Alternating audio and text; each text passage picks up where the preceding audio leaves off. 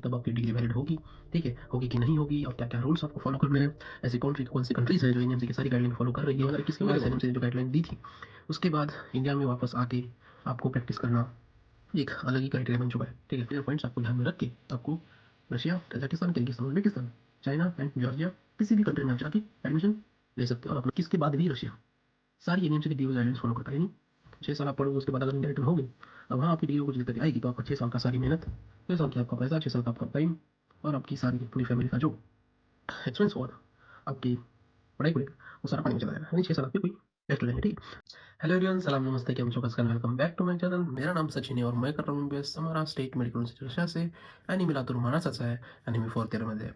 तो गाइस इस वीडियो में अपन डिस्कस करने वाले हैं एमबीबीएस अब्रॉड, यानी अब्रॉड में कितनी कंट्रीज एमबीबीएस डिग्री आपको प्रोवाइड कर रही है और कौन सी ऐसी कंट्रीज है जिसमें आप जाके एमबीबीएस कर सकते हो और आप उस कंट्री में जाके एमबीबीएस करने के बाद जब आप रिटर्न इंडिया आओगे तब आपकी डिग्री वैलिड होगी, ठीक है? होगी कि नहीं होगी और क्या क्या रूल्स आपको फॉलो करने हैं। ऐसी कौन सी कंट्रीज है जो एनएमसी की सारी गाइडलाइन फॉलो कर रही है, क्योंकि देखो देखो गाइस, 2021 के बाद एनएमसी ने जो गाइडलाइन दी थी, उसके बाद इंडिया में वापस आके आपको प्रैक्टिस करना एक अलग ही क्राइटेरिया बन चुका है, ठीक है? क्योंकि एनएमसी ने जो गाइडलाइंस दी है, लगभग अभी तो सारी कंट्रीज फॉलो कर रही है, फिर भी मैं आपको थोड़ा एक ओवरव्यू, एक डिटेल इन्फॉर्मेशन इस वीडियो में देना चाहूँगा, एक छोटी सी हेल्प कर देता हूँ ताकि आपको इन फ्यूचर किसी कंट्री के में एडमिशन लेके कोई दिक्कतें ना आए, ठीक है? तो देखते हैं ऐसे गाइस कौन सी गाइडलाइंस है जो आपको फॉलो करनी है और ऐसी कौन सी कंट्रीज है जिसमें Indian student, majority of Indian student जाके अपनी एमबीबीएस की डिग्री पूरी कर रहे हैं, ठीक है? तो गाइस उनमें से आता है Russia, Uzbekistan, Kazakhstan, Kyrgyzstan, China में भी अभी लगभग जा रहे हैं लेकिन कम, फिर है जॉर्जिया और यूक्रेन। तो यूक्रेन भी था लेकिन यूक्रेन का थोड़ा पता नहीं कब स्टार्ट होगा फिर से वो, ठीक है? तो गाइस इस वीडियो में करेंगे इन सारी कंट्रीज़ के बारे में डिटेल में, तो बने रहिए वीडियो के एंड तक ताकि आपके साथ कोई स्कैम ना हो और कोई इन्फॉर्मेशन आपसे छूटे ना। तो गाइस सबसे पहले बात आती है कि एनएमसी ने ऐसी कौन सी गाइडलाइन दी है जो आपको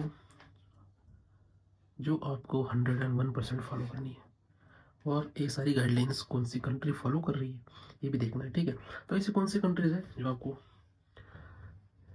तो ऐसे कौन से रूल्स है, तो ऐसे कौन से रेगुलेशन है जो एनएमसी ने आपको दी है और आपको फॉलो ही करनी है, देखते हैं। उसमें पहला आता है गाइस, जो आपका मीडियम ऑफ टीचिंग होगा वो फुल्ली इंग्लिश होना चाहिए, full English medium of teaching. Second है आपको ट्रांसफर अलाउड नहीं है। थर्ड आता है मिनिमम कोर्स ड्यूरेशन जो है वो 54 मंथ का होना चाहिए और आपका उसी यूनिवर्सिटी में, जिस यूनिवर्सिटी में आप एडमिशन ले रहे हो उसी यूनिवर्सिटी से आपको इंटर्नशिप भी करना है और जिस कंट्री में आप जा रहे हो वहाँ का लाइसेंसिंग एग्ज़ाम भी आपको देना है ताकि सिंपली आपको उस कंट्री में एक प्रैक्टिस करने का लाइसेंस भी आपके पास होना चाहिए। तो गाइस ये 5 मेजर पॉइंट्स एनएमसी ने दिए हैं। ये 5 मेजर पॉइंट्स आपको ध्यान में रख के आपको Russia, Kazakhstan, Kyrgyzstan, Uzbekistan, China and Georgia किसी भी कंट्री में आप जाके एडमिशन ले सकते हो और अपना एमबीबीएस का सपना पूरा कर सकते हो, ठीक है? तो गाइस ये जो 5 एनएमसी की गाइडलाइंस है, इनमें से कौन सी कंट्री फॉलो करती है या नहीं करती, क्या डिटेल है, ठीक है? देखो गाइस, रशिया, बात करते हैं रशिया की। गाइस रशिया 2021 से पहले भी इंडियन स्टूडेंट को एक्सेप्ट करता था। इससे पहले भी रशिया में इंडियन स्टूडेंट पढ़ के अपनी डिग्री कंप्लीट करके रशिया इंडिया रिटर्न जाके एफएमजी क्लियर करके रजिस्ट्रेशन करवा के अपनी इंडिया में प्रैक्टिस कर रहे हैं, ठीक है? तो इसका मतलब ये होता है कि देखो 2021 से पहले भी रशिया इंडियन रेगुलेशन के हिसाब से स्टूडेंट को पढ़ाता था, ठीक है? लेकिन उसके बाद 2021 के बाद भी रशिया सारी एनएमसी के दिए हुए गाइडलाइंस फॉलो करता है। यानी रशिया में 54 मंथ के से भी ज़्यादा, यानी 6 ईयर का कोर्स होता है जिसमें 5 ईयर्स आपकी टीचिंग कोर्स होगा और 1 ईयर इंटर्नशिप इंक्लूडेड होगी। तो ये एक रूल रशिया फॉलो करता है। Second, full English medium of teaching या फुल में इंग्लिश मीडियम में टीचिंग होती है। थर्ड, ट्रांसफर नहीं लेना, तो आप ट्रांसफर मत लेना किसी यूनिवर्सिटी में पढ़ रहे हो उसमें। और फिफ्थ आता है रशिया में लाइसेंस मिलता है क्या? जी हाँ गाइस, रशिया में लाइसेंस बिल्कुल मिलता है, यानी लाइसेंसिंग एग्जाम होती है जिसका नाम है कॉस एग्ज़ाम। हर स्टूडेंट जब 6th ईयर में आता है, जब पास आउट हो रहा होता है तब उसको कॉस एग्ज़ाम दे के पास आउट किया जाता है, ठीक है? तो इस रशिया बेसिकली रशिया एनएमसी की लेटेस्ट सारी गाइडलाइंस फॉलो करता है, ठीक है। तो रशिया आप जा सकते हो किसी भी यूनिवर्सिटी में रशिया की, और आपका एमबीबीएस का ड्रीम पूरा कर सकते हो। तो सेकंड आते हैं उज्बेकिस्तान, कजाकिस्तान एंड किर्गिस्तान। तीनों का सेम है, बस कजाकिस्तान थोड़ा डिफरेंट आ जाता है इसमें, क्योंकि देखो 2021 के बाद जब एनएमसी ने सारी बातें बताई तो सारी कंट्रीज को और उनकी यूनिवर्सिटीज़ को बताया गया था कि आपका क्या करिकुलम है हमें बताइए, ठीक है, यानी एम्बेसी। तो एम्बेसी ने जब ये सारे डॉक्यूमेंट्स उनको भेजे कि एनएमसी को रूल्स है आपको फॉलो करना है, ताकि जो भी स्टूडेंट इंडिया से आपकी यूनिवर्सिटी में आए, आपकी कंट्री आए, तो जब वो रिटर्न हो डिग्री लेके उसको कोई दिक्कत ना है ना। क्योंकि 6 साल आप पढ़ोगे, उसके बाद अगर इंडिया रिटर्न होगे और वहाँ आपकी डिग्री को कुछ दिक्कतें आएगी, तो आपका 6 साल का सारी मेहनत, 6 साल की आपका पैसा, 6 साल का आपका टाइम और आपकी सारी पूरी फैमिली का जो एक्सपेंस हुआ था आपकी पढ़ाई को लेकर, वो सारा पानी में चला जाएगा, यानी 6 साल आपके कोई वेस्ट हो जाएंगे, ठीक है। तो इसीलिए जब इन लोगों से रिटर्न में मांगा गया था, तब कजाकिस्तान, यानी कजाकिस्तान तब से कुछ यूनिवर्सिटी को लेके उन्होंने क्या लगभग उनसे वेबसाइट, यानी उनके एम्बेसी की जो वेबसाइट है, वहाँ उन लोगों ने ऐसा लिख रखा है कि हम 5 ईयर का कोर्स ड्यूरेशन प्लस 1 ईयर की इंटर्नशिप भी दे रहे हैं, और लाइसेंस जो है कजाकिस्तान में को 11th यूनिवर्सिटीज़ उन लोगों ने लिस्टेड कर रखी है उनके वेबसाइट पे। मैं आपको उसकी एक लिंक भी दे देता हूँ, क्योंकि देखो यूट्यूब पे ऐसे बहुत गंद लोगों ने कि उनको कोई अपडेट नहीं है उस चीज़ का, और इन कंट्रीज़ में एमबीबीएस करके आओगे तो आपकी डिग्री वैलिड नहीं होगी, और ये वो ब्ला ब्ला ब्ला सारी चीज़ें इन लोगों ने लग यूट्यूब पे हर चीज़ कुछ गलत है कहीं ना कहीं, ठीक है। तो मैं उसकी एक लिंक भी दे देता हूँ कि एम्बेसी ऑफ कजाकिस्तान में, जो उस उन्होंने ऐसे स्पष्ट लिख रखा है कि ये हमारा करिकुलम है और इंडियन एनएमसी के रेगुलेशन के साथ हम सारी चीज़ें स्टूडेंट को पढ़ा रहे हैं, ठीक है। तो उसकी एक मैं लिस्ट दे देता हूँ, आपको लिंक दे देता हूँ, आप लिंक में जाके चेक कर सकते हो। तो बाकी बचे Kazakhstan and Kyrgyzstan and Uzbekistan. तो इन लोगों का भी कहना यही है कि हम भी similar to the NMC guidelines of India हम फॉलो करेंगे, लेकिन इन लोगों ने रिटर्न में नहीं दिया। कंट्रोवर्सी चीज़ ये इतनी है कि आपका एम्बेसी में जो अपडेट है वो एम्बेसी के वेबसाइट पे नहीं है। बाकी वहाँ हर साल स्टूडेंट पढ़ने जा रहे हैं, उनको कोई दिक्कत नहीं है, ठीक है। वहाँ भी इंग्लिश मीडियम टीचिंग हो रही है, कोर्स ड्यूरेशन में उन्होंने बोल रखा है कि हमें 54 मंथ प्लस 1 ईयर इंटर्नशिप देंगे, लाइसेंसिंग एग्जाम भी आपसे करवाई जाएगी, नहीं उस कंट्री में आपको फ्यूचर में प्रैक्टिस करने का भी लाइसेंस मिल सकता है, ठीक है। लेकिन ये रिटर्न में नहीं है, बस किर्गिस्तान नहीं, बस ओनली कजाकिस्तान एंड रशिया, इनमें लाइसेंसिंग एग्ज़ाम आपको प्रोवाइड की जाएगी, ये ऐसा ऑफिशियली एम्बेसी वेबसाइट पे दिया गया है, ठीक है।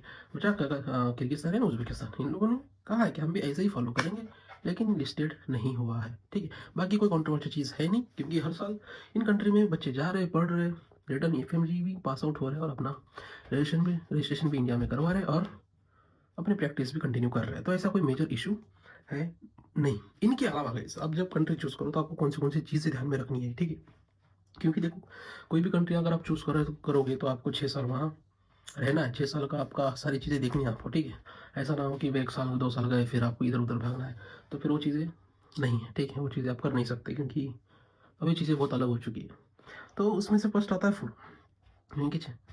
पेट पूजा तो चाहिए भाई, जिस भी कंट्री में जा रहे हो, पढ़ाई कर रहे हो, पढ़ाई करने के लिए जा रहे हो, तो खाना तो पड़ेगा ना, एनर्जी तो चाहिए, तो फूड भी कहीं ना कहीं मैटर करता है। तो जो स्टूडेंट वेज है, नॉन वेज है, क्या खुद के हिसाब से देख लेना किस कंट्री में आपके लिए अवेलेबिलिटी ठीक है, फूड इज़ गुड, ठीक है, food is good for health तो देख लेना आपका किस कंट्री में जो बचता है। और फूड कोई मेजर रोल प्ले नहीं करता, लेकिन फिर भी एक बन जाता है फैक्टर की फूड भी। सेकंड आता है क्लिनिकल एक्सपोजर, कितना क्लिनिकल एक्सपोजर मिल रहा है, ठीक है। अभी देखो मैं यहाँ रशिया में पढ़ रहा हूँ, तो क्लिनिकल एक्सपोजर के लिए हमें कैडावर प्रोवाइडेड है यूनिवर्सिटी में, डेड बॉडीज़ है जिसमें हमने बहुत सारी चीज़ें ऐसी पढ़ी है। तो यहाँ रशिया में तो मेजोरिटी कुछ दिन तक डमी, फिर आपको फुल्ली कैडावर मिलते हैं। पेशेंट से भी एक्सपोजर हमने किया है, पेशेंट से भी हमने इंटरेक्ट किया है, तो ऐसा कुछ है नहीं कि रशिया में आपको कैडावर नहीं मिलते। रशिया में कैडावर भी मिलते हैं, और कहीं ना कहीं डमी भी प्रैक्टिस करके आपको कैडावर भी प्रोवाइड किया जाता है। रही बात कजाकिस्तान किर्गिस्तान में, इनमें भी सेम ही है, कैडावर प्रोवाइड किए जाते हैं, सारे पार्ट्स मिलते हैं, जो जिस हिसाब से आपकी पढ़ाई आगे बढ़ती है तो सारी चीज़ें प्रोवाइड की जाती है। लेकिन स्टार्टिंग में होता है तो बेसिक सब्जेक्ट्स में आपको थोड़ा सा डमी पे कुछ इंस्ट्रक्शन दिए जाते हैं, उसके बाद आपको कैडावर पे सिखाया जाता है, ठीक है। तो हर जगह कैडावर अवेलेबल है, तो आप कैडावर पे अपना प्रैक्टिकल नॉलेज ले सकते हो, तो कैडावर की अवेलेबल है।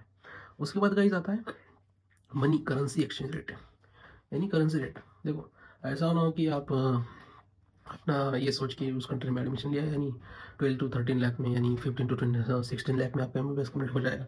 लेकिन आप ऐसा ना हो आपका एडमिशन लेने के बाद वहाँ की करेंसी गिर गई, यानी उसका रेट कम हो गया, तो आपका 15-16 लाख का 20-25 में चला जाएगा, है ना कहीं थोड़ा सा मैटर करता है।